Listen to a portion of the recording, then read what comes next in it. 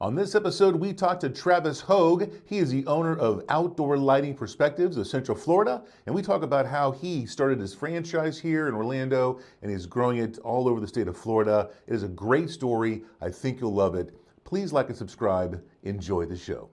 Welcome to the Hole in the Wall Business Podcast with Bill and James. I'm James Groves, and along with my business partner, Bill Dement, we want to share our journey as small business owners with you. As owners of Hole in the Wall Drywall Repair, we will attempt to peel back the curtain of owning a small business in the trade service industry and talk about the many adventures of owning a small business. Hey, Bill. James, good morning to you. Giddy up. Adventure time, Bill. Adventure, because one of our favorite kind of people is here today, and that is somebody involved in franchising. Yep. Actually, I love this because we met, I'm going to introduce Travis Hogue here in a moment, but we met Travis when we were at the HBI, Build Strong Academy, their job fair. And him and I were there trying to find employees. And we just kind of like looked at each other, exchanged business cards, and then all of a sudden we had lunch, and then we realized that Travis is somebody we need to talk to more of. So we're excited to have you, Travis. Yeah, thanks for coming in. Thank you for coming in for sure. Travis is the owner and the local franchisee of Outdoor Lighting Perspectives. Perspectives. Yep. I'll get it right eventually. Yeah. I'll just call it OLP. Yep, that's what we're known by. But welcome very much. Thank you. Thank you for being here. I don't know if I said welcome very much, but I appreciate it. You get what I'm saying. So, Travis, thanks for being here, man. I really appreciate you coming in. We've had a chance to talk a lot off air, but I really think it's important that people hear your story and kind of your journey through this world of, where you came from is not where you thought you'd go, and then how you chose franchising and how you chose this brand. So, I'd love to have you introduce yourself a little bit and kind of talk about what's going on. Sure. So, my name's Travis Hogue. I'm the local owner of Outdoor Lighting Perspectives. We do low voltage exterior landscape lighting all around Central Florida and recently expanded along the east coast of Florida, kind of south of St. Augustine, north of Fort Lauderdale, the coast of Florida over there. Oh, you really cover an area there, don't you? Yeah, it's a lot of windshield time driving around. We recently opened a new office in West Palm Beach back in October of last year. And so that's been exciting, trying to manage a remote location and going from a single office franchisee to multi-office owner has been quite a journey, unexpected one at that. Yeah, I was on your website earlier, and you go all the way to the West Coast too, don't you? Yeah, so we touch kind of through the Ocala area over towards Crystal River. We actually have a couple clients over there we're visiting next week. So yeah, a lot of land area in Florida. Interested with current coverage is a lot of drive time, but we've got some plans to expand with some smaller remote offices and remote technicians and things in the future. And so you specialize in taking homes that look nice, but you make them look nicer with lighting. Yeah, so you drive around Central Florida or anybody's neighborhood across the U.S., and you see these homes. Our target clientele are high-end home values, high household income, and there's all these beautiful homes out there, and the clients spend all this money to do all these architectural details and six-figure landscaping jobs, and all of that disappears the moment the sun goes down. So we really try to highlight that, bring out all the architectural accents. I kind of say we have three major things we hit on with lighting. So we've got beauty, which is that curb appeal, making your property look nice, giving you something to look out your windows in the backyard and see all of your beautiful landscape or your views. We've got kind of usability. So maybe a space in the backyard that gets dark on your patio and disappears at night, and everybody got to move inside because you can't enjoy that space. And so we try to get you some more use out of your yard. And the last one, which is actually extremely important and kind of overlooked, is safety. Homes have tons of tripping hazards, and if you've got a knee wall or something or a retaining wall, it can be easy to step off that. You've got a flat ground, it looks flat, and then you could make that step down and have a fall. So we actually have a lot of clients that have us add lighting for safety and security as well. Also, a well-lit house is a safer home. It's less likely of a target for any type of burglary or things like that. So yeah, I can imagine. Yeah, so it's kind of those three major points that we try to hit with our homeowners. We say, hey, what are you really calling us out for? Do you want to impress your neighbors and make something beautiful that you can look at? Do you want to get some more time and use out of a space? Or, are you concerned with, did you have an event and you're concerned about, trespassing or something like that on your property? So yeah, it's great. Well, you didn't start out in lighting though, right? No, so yeah, long story longer. I always thought I was going to go into the automotive industry. I went to UCF for electrical engineering, really got heavily involved with a group called Formula SAE, where we'd build a race car and compete against other colleges. Oh, how exciting. Yeah, I thought that's what I was going to do. I ended up actually running that team for a year, which kind of, now looking back, gave me a lot of kind of business and management experience, which was awesome and it was really great. And then I spent so much time on that race car that I got to go to another college to actually get a degree because my time at UCF kind of expired. So I ended up going into architectural engineering. That took me into kind of my other love, which was theme parks and roller coasters. Been a fanatic since I was a small kid of theme parks, and I went into theme park consulting as a project manager. So do you still ride them now? I love them. Yep. Yeah. I can't do it. No, I got in my 40s and my brain gets jostled. Yeah, no, we still make trips and try to, if there's a new ride out in the area, we'll definitely always go hit it up and yeah, loved that. And long story longer, my wife, who I met when I was in college, managed a small franchised business, Fast Signs. They do large format printing, and she worked there for about 10 years. And for some reason, I was jealous of her job, of the small business and kind of like the day to day and working with all the employees and clients and kind of having this like grind, I guess. And I had done a few projects, home improvement style things. Biggest one was ended up building a swimming pool and GC'd it ourselves at our house. Oh, wow. That's impressive. Yep. Kind of showed me the potential margins available with that because we'd got some quotes. And I was like, wow, this is actually pretty lucrative. And then COVID happened, and it was a great opportunity to jump into something new. So yeah, I got an email about a franchise opportunity actually for a deck company. And the franchisor also had outdoor lighting perspectives under their umbrella. And as soon as I learned about it, it was love at first sight. That was it. Yeah. So you didn't go through a broker. So a broker is actually how we got the original email. There's another story there where we were looking at some other businesses for my wife, and he had found this architect company and knew my story with building a swimming pool, and was like, hey, this kind of feels like a fit, and shot me an email. And yeah, I actually, when I found out OLP, I got the FDD right away. You've got the 2-week holding period. And on like day 12, I turned to my wife right before bed and I was like, hey, I actually found something I kind of want to do. And by the way, I'm going to quit my job in about 2 days. And I hope we're all good at, jumping in. We had a newborn and a 2-year-old. And I'm like, hey, boy, there's some courage. Yep. Yeah. And it's been amazing. Best decision I ever made. So just to kind of recap, those who may not know, when you buy a franchise, you have to get disclosed, right? And then you basically say that I want to learn more about the business. They give you an FDD, which is the franchise disclosure document. Yep. Correct. And then by law, you can't do anything financially for 2 weeks. For 14 Until the days. 15th day. Yeah, on the 15th day. Yeah. You can't write a check. You love it. You got to wait. It's like a waiting period to buy a gun. You just can't do anything. Yep. Really think about this. Make sure you go to your attorney and make sure you like it. Yeah, it's great. It's actually a good opportunity. It gives you a lot of chance to do due diligence. It puts a hold on the franchisor. So they're not sitting there hounding you, trying to get you to close and buy something that maybe you don't know everything about. Mm-hmm. And it can serve as a bit of a cooling off period too. Yep. Sort of think things through, let your spouse know. Yeah, if you choose. Typically. Yeah. Maybe not till day 12, but Yeah. at least No, I'm very, very lucky, man. She's been super supportive of it and was all in right alongside. And yeah, it's been great. Like I said, best decision we've made was franchising and really allowing us to hit the ground running. And so you started off with just one territory? Or were you multi-unit right off the bat? Yeah, this grew we'd start off with one. So I bought North Orlando, which we called Winter Park, because Winter Park was kind of the portion of Orlando I was really familiar with, seemed high end, a good clientele. It still is. It's one of our top markets. Yeah, some rich people too. Yep. Yeah, it's great homes, great backgrounds to light up, large kind of estate properties. So it gives us a good opportunity. And then oddly enough, your first project's your mom. So I got to do my mom's house. Yeah. And she's up in Daytona, actually lives up in the Margaritaville community up there, which was a new community at the time. They're building like crazy out there. She, I think, is still my best salesperson. And so she just, like everybody she talked to, she was, schlepping lights for me. And so within the first month, over 50% of our work was in that one neighborhood. And the revenue we generated from that was enough to buy Daytona as a territory. Oh, wow. So That's a terrific business model. yep. And so it was like, hey, we're here. Outdoor Lighting Perspectives is a non-compete franchisee. So you're locked into a territory. No other franchisee can compete. You can work outside of your franchise territory if no one else owns that. And so there was no other owner there.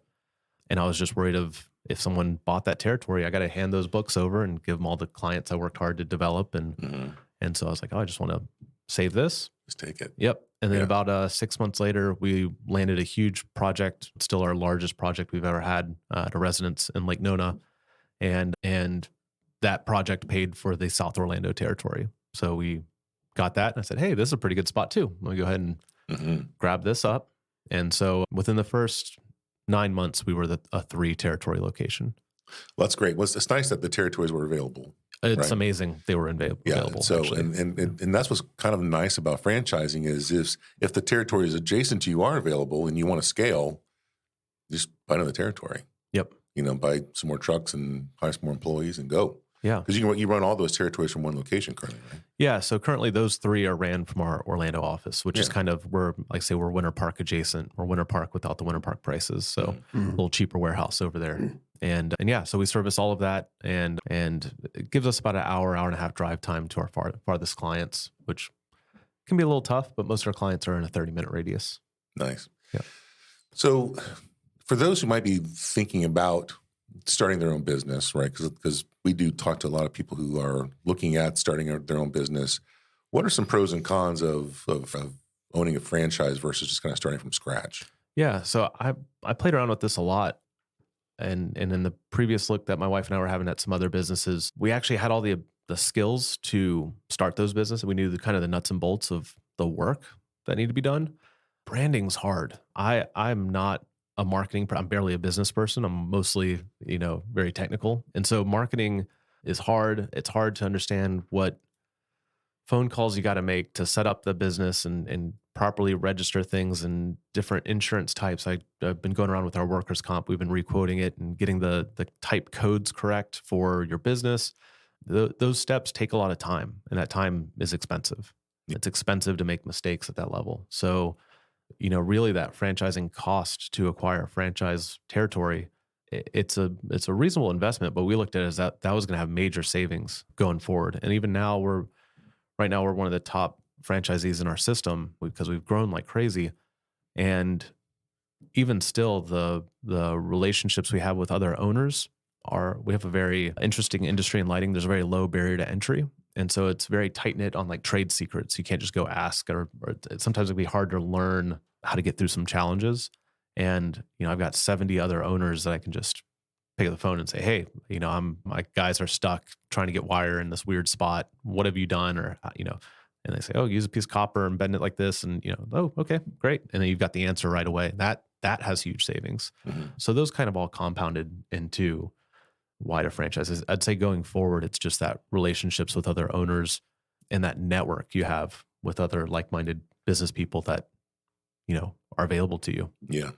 We like to say that it starts people on second base instead of trying to hit the ball. Yep. When we were doing some of our training here with one of our franchisees, during training, he kind of like started laughing and he kind of like tapped on the training book and like, well, why are you laughing? He says, because there's no way I could have started my own company for the amount of money I paid you to buy a franchise. The branding, the training, the IP alone is worth.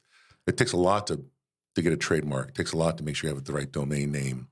And when the company has already done it for you, then you get to hit the ground running. Yeah, and there's small things too. Like I know we had a lunch previously, and our subject of our CRM came up, and I didn't even know what CRM stood for before starting a business. Right. I didn't know that was even a thing. I probably would be invoicing people out of Excel if I hadn't done this. Many do. Yep, absolutely. But to start out on day one, I had a fully loaded CRM with all of our marketing, email, drip campaigns built in, and parts and pricing and inventory tracking and all of this. And it was like it was already done. It was turnkey. Like everything's there. I could actually, it got turned on, and 5 minutes later I could build proposals and send invoices and generate work. Yeah. And not only do you look professional doing it, but you're so efficient. Yeah. Doing it out of a CRM like that. Yeah. Plus you can track data. So all your analytics are there in that CRM. Yeah. All the reporting's incredible too. As the business grows, that becomes very important. It's amazing we go quote now and 5 years after opening, we still get the comment of like, wow, I've never received a proposal like this from anybody. Just a dynamic. It's got photo and video and links and cut sheets and all this are all just integrated seamlessly. And the client's like, but that I wouldn't have even known that was a possibility. Probably like a lot of our competitors don't know it's out there. Yeah. Yeah. So Yeah. it's incredible. So don't be behind the eight ball. Buy a franchise. Yeah, absolutely. Yeah, I think it's neat that you also have the ability of a built-in partnership, a built-in network of like-minded people, right? So you already mentioned it before, but I've talked to multiple franchisees where they are, they have a question. There's a Slack channel, there's a WhatsApp, there's a Facebook group, whatever, that they're communicating with other people to learn new techniques or to learn tips and tricks. And as a franchisor, I want, first of all, I want to empower them to communicate with each other. And B, I want to save time for me so I don't have to be involved in every conversation. You guys get to, iron sharpens iron at that point. So, yeah. I think as a franchisor, to kind of look across the fence, I imagine there's a major savings on that side of support and consulting staff. When you have owners and you've fostered a good culture and community within your brand that owners feel comfortable calling and speaking with each other. There's some other franchise brands I know that are a little bit more competitive. The owners maybe they're competing within their territories with other franchisees. And I think that can dampen that relationship a little bit. So I do like with ours, we are not competing.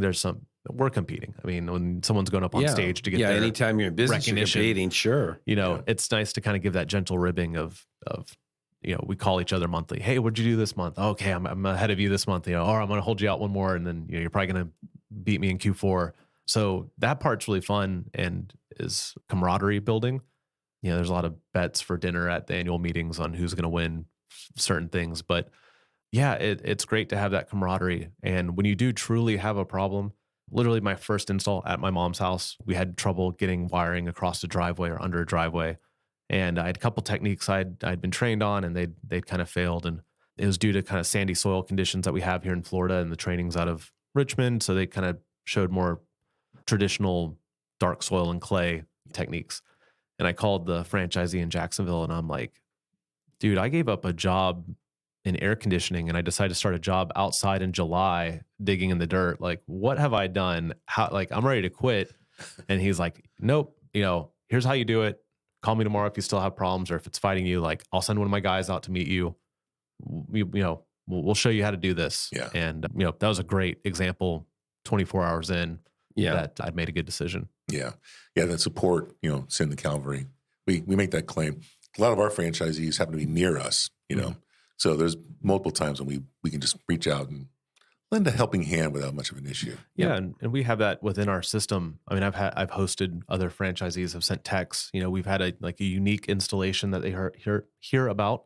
And so they're like, oh, I want to see how you do that, see how you manage that, or I just want to see how you handle inventory.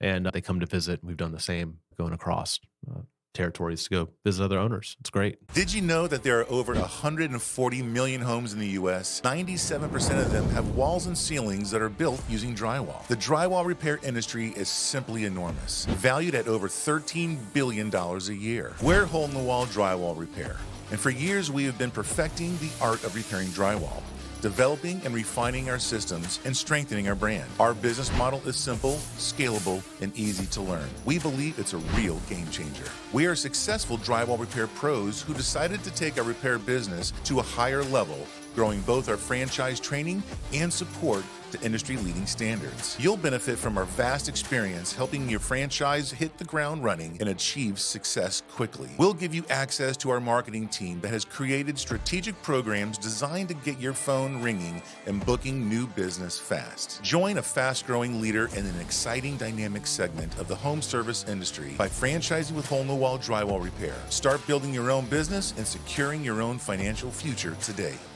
So what are some challenges that you've had kind of as you've grown your business? What are some hiccups that might have come across along the way? Yeah. So first thing that I didn't realize was going to be a problem. We were the fastest growing territory they've ever had, or owner. And so in that process, growing quickly can sink you. Absolutely. And we grew, we were the first location to break $1 million in revenue in the first year.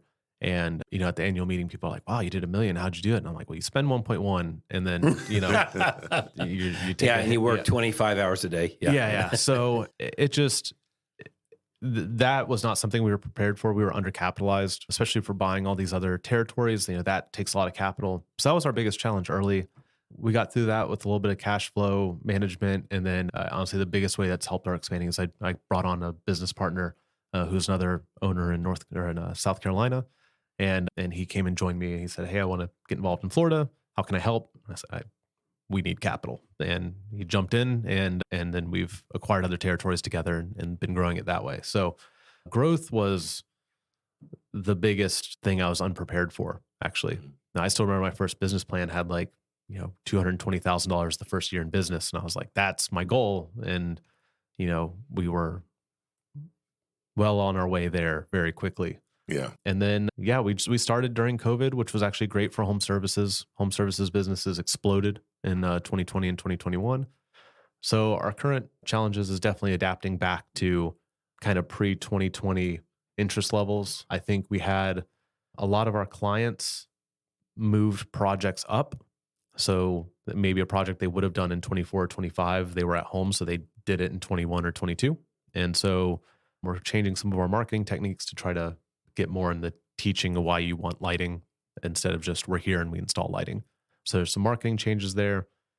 And then growing staff is always an ongoing challenge. Getting the right butts in the right seats is hugely important. That was one of my questions is, how do you build your team when you're growing like this? Finding labor seems to be one of the issues that we have had, which is why we started partnering a little bit with the Build Strong Academy. Yeah. So it's an ongoing challenge. When I started, we got really lucky. I had a first hire that came out of stage lighting. So he knew what lights did and kind of what effects you could get with different shadows. So he came in as our first technician. He was out of work because that industry was Shut zero. down. Yep. Yeah, they were shut down. And so he was kind of like, whatever work you can give, I'm here for it. And brought on someone that, when we were ready to grow a little bit, he had someone that he knew that he worked well with previously. And so we onboard them. So Dave and Christian, I appreciate your help early. That was awesome. And then, just growing there. I mean, getting a good kind of management, higher level staff that you closely trust. A year into owning this, my brother, Corey, who was also an engineering consultant, we worked at the same company previously together. And he's like, hey, I want to come join you. And I'm like, you sure? It's July. You are in air conditioning and working from home. And it is Florida. It is Florida. And he came out and was a huge help. I mean, immediately, just we work really well together. And so he is now our operations manager for the Florida or Orlando offices. And having someone there you can trust to make good decisions on your behalf was important. And then, of course, we've grown since then with office staff. And so something that I heard, but we're not very good at is, they'll always be hiring and fire quickly. So as soon as you find someone that's not a good fit, we've made that mistake of dragging people on for a year or two. Yeah, I think we've all done that.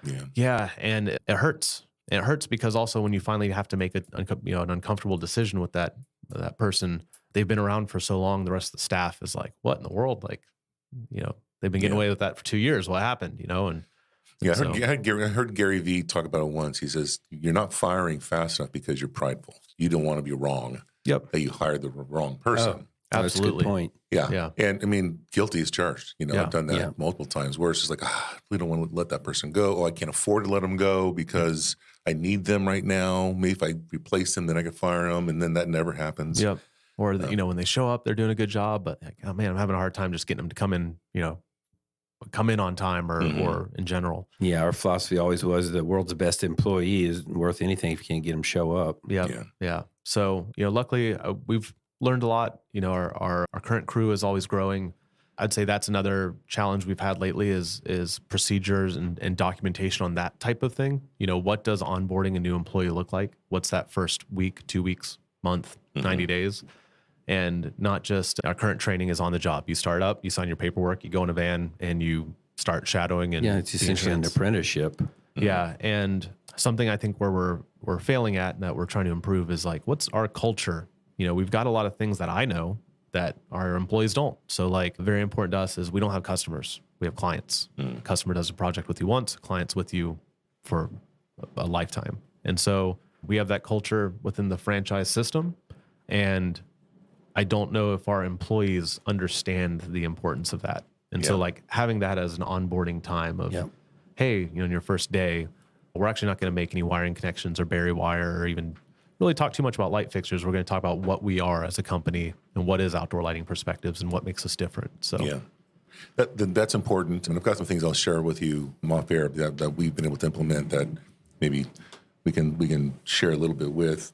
I want to talk a little bit about maybe a myth, some of the myths that people have when it comes to buying a franchise. I know that before I was anywhere remotely near it, I thought that franchising was very expensive. You know, of course, you think of franchise, think of what, McDonald's. You think of, you know, a brick and mortar, someplace where you need to have a $2 million building and big build outs and lots of employees. But one of the things that I realized is that there are franchises out there that you can get into for as little as like 50 grand. You know, I mean, less than 100 grand, you're in. Yeah. So there's a lot of that. And that's actually one thing with Outdoor Lighting Perspectives. We are a low barrier to entry business. So we have franchisees that, and when I started, we were running it out of my garage. You know, it's you need some space for some inventory, somewhere to park a van, and a laptop. You know, and actually I ran it for a while with just an iPad. So that's even, you know, laptop's helpful for tax time. But before then, actually doing proposals and stuff, the iPad worked fine. And so that was a nice low barrier. We actually have a franchisee that is prideful that I believe he's doing 7 figures out of his garage. And that's Fabulous. That's a real sized business for not having an office space. And so, you know, and even getting in, you don't necessarily have to have 100 grand cash. Yeah. And so when I started, we didn't have a savings built to do this. This wasn't an idea we had that we saved up for 3 years to start a business. Like I said, I got an email at, you know, 8 p.m. one afternoon, and 16 days later, you know, had quit my job and we're all in. And 12 days later, you told your wife. Right? Yep, exactly.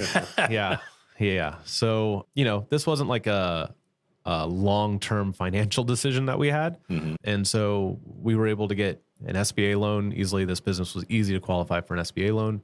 And then the capital we had to bring, I used actually a rollover for small business, a ROBS, to transfer funds from my 401k account into the business operating account. Major upsides, some downsides I found out kind of as we have grown, but it was really our only option for how to start this. So it's even, no matter what I've learned, it's how this had to happen and this road we had to be on. Yeah. Well, which is nice because a lot of people want to fire their boss, right? And they don't know, they don't know how to. We run across multiple people. It's a husband and wife team. They want to fire their boss. They're going to use their 401k either as collateral or roll it over to start their business, or they'll just take a personal loan out. I mean, I had a couple of our franchisees. They just took a loan out, a personal loan, enough to start the business, and then it's a very long term period, so it's lower payments, and they're in and out the door fairly quickly. Yeah. But to think that, like if I was in my mid 20s, and to think that I could get a personal loan out, maybe my dad co-signed, whatever it is, and then I could start a business where I could be making, you know, high fives, maybe 6 figures in a couple of years. Man, I'm not sure I'd ever want to work in corporate industry ever again. Yeah, it's wild. I wish this had been some class in high school someone talked about. You know, I graduated high school in 2007. I'm a younger guy, so you know the idea then was you went to college. That was the option: college or enlisted, and that was pretty much the choices you had. And so I went the college route. I did technical engineering. My parents were engineers. That was not forced on me. I actually really enjoyed it and really wanted to do that route. But that's what I thought. I was never like, oh, I'm going to go start a business and go work for myself and handle that. And then the learning about the rollover for small business was great. I personally did not want to tie, like, I didn't want to pull equity out of our home. I really did not want, I had a 2-year-old and a newborn. Like, I did not want to tie the roof over their head to a business. Right. So this was a good way to get funded with that. And yeah, it's been really great. It's something, you know, definitely talk to your CPA about if that's what you're interested in. I'm not an expert. I still don't think I know the complete ins and outs of what exactly all of this entails. There's some interesting mindset when you do that. The rollover for small business is set up a business as a C corporation, and your 401k becomes operating capital. And then your 401k holds shares in your business and owns your business, 100% of it. So there's a weird mindset thing because you don't actually own your business. Your 401k owns your business. And so as a guy in my 30s, selling my business does not really gain me much because that money goes into a 401k account. It does not go into, my personal checking account. In your pocket. Yep. There's some benefits, tax benefits with that though, as well, as you don't have, big gains from a business sale that hit all at once. So you can put that in a 401k. I believe it's tax free to go in there and then Just draw as you need. Yeah. Draw it once you're eligible. You could take loans against it as you needed and things like that if you needed to access that cash for another business. But yeah, it's very interesting. Yeah, it is. It is interesting. Quickly, real fast, just your business, you don't have to be like an electrician or a GC, right? Yeah. So that it varies state by state. I know on the West Coast, there are a lot of more requirements for this industry. East Coast and specifically in the Southeast, low voltage landscape lighting is unlicensed. There's literally a single sentence of like 11 words in the Florida state statutes that allows my entire business to exist. And so we operate under that allowance. And so we, are still fully insured, we carry workers' comp and all of the other things that go along with a contracting business. But no, we specifically do not require. Yeah. So do you all find that people in other states do require, or is that pretty consistent amongst the states? No, it's state by state. So some of them require licensing similar to like a burglar alarm installer or smart home installation. Yeah. Florida specifically seems to be the Wild West. I believe Texas also and potentially Georgia. Florida did require us to be electricians up until maybe 11 years ago, I believe. I think it was 2011. The statute was added that gave us a little variance here. Yeah, the interesting part is that it does also bring a very low bar to entry. So, our top competitors are like sprinkler guys and handymen and literally anyone that's ever walked into an irrigation supply store, or Home Depot. So that, it's a good and bad thing. It allows us to differentiate and stand out pretty easily. But you have nice multicolors. You have running LEDs and you're running energy efficient things. And Yeah, do you guys do holiday lighting as well? Yeah, so that started out with some of I believe the Northern Territory started adding that as something to do when it started snowing.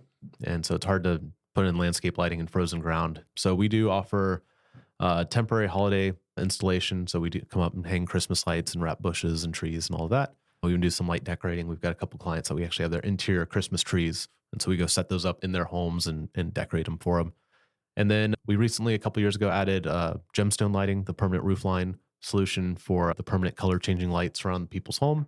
We also do those over pools and in lanais. And that's a really good look. Yeah, I'll be honest, when we first started offering it 3 years ago, I was unsure about it, but our clients wanted it. So as a business owner, obviously you start selling. Sure. But as the technology's grown and kind of being exposed to it more, it's a huge market for us. A very major part of our business now is actually that permanent roof line lighting. And then, of course, our bread and butter is the landscape lighting. We do, bistro, hardscape. It's not just uplighting or lighting your palm trees. It's we can do some pretty fancy stuff. I think our best, we hung 5 outdoor rated chandeliers in an oak tree. And, it's a beautiful installation all tied to low voltage system. And then there's color changing lighting tied in with that as well. Yeah, I'm sure that's dramatic. Yeah. So real fast, tell me about the brand owner, because I know that it's part of Empower Brands, right? It is. Yeah. And then what other brands are underneath that umbrella? Yeah. So actually, when I joined, we were part of Outdoor Living Brands. And then Outdoor Living Brands partnered with Lynx, I believe, was the other brand a couple of years ago. And so Outdoor Living Brands originally, when I started, was Outdoor Lighting Perspectives, Conserva Irrigation, which is an irrigation maintenance company, really driven heavily on the conservation of water. There's Archidec, which is actually the company I called on originally, which is more of a wood decking type company. I know they do have it's now grown into more hardscapes and things like that. And then Lynx was more of the commercial. So Jan Pro was a large portion of their original branding. Yeah. And so I believe now we've got Koala Installation and Wallaby Windows as 2 more brands that have been added under the home services side. And so it's a larger franchisor, which is nice. Yeah, and that's something that's kind of neat to see, and I'm learning about. Obviously, you got the big players and Airbillies of the world, and we've had some people on the podcast from there. But finding out that there's a lot of brand owners that are in the home services sphere, they all work together. So whether it's they own a pest control company and the same brand owns a building inspector, a home inspector, and then you've got it's kind of nice to kind of see the partnerships in the. Do you see any synergies between the brands? Yeah, that's something that's ongoing and still being developed. Right now, it is kind of pushed down to the local franchisee to make those connections and come up with that. That's something I think the franchisor is working on as they're growing and expanding. That's becoming more of an option. But yeah, I mean, the local Conserva owner and I talk pretty regularly, and we've referred each other clients. Makes life very easy when for us, when we hit a sprinkler line, we need to make an irrigation repair. If it's a little over our heads, we call Terry up and say, hey, Going out. yeah, I need your help. So that side of things is really nice. And then here in Florida, we're lucky. Actually, a couple of these brands, Superior Fence and Rail is another one under the umbrella, and they actually started here in Central Florida, I believe. So we've actually got a very large one of their locations here as our neighbor, which is nice. Very cool. Yeah.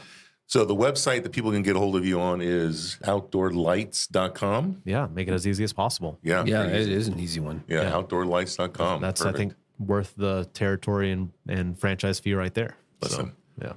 I worked long and hard to get holeinthewall.com. It was that domain was not cheap and 6 years. It took a while. Yeah. So, well, Travis, thanks for coming on, man. This Absolutely. was great. Anything else you want to tell our listeners? Yeah, no, lighting's beautiful. It's a great opportunity to highlight your home and your property. Like I said, adding beauty, safety, security, and utility to your home.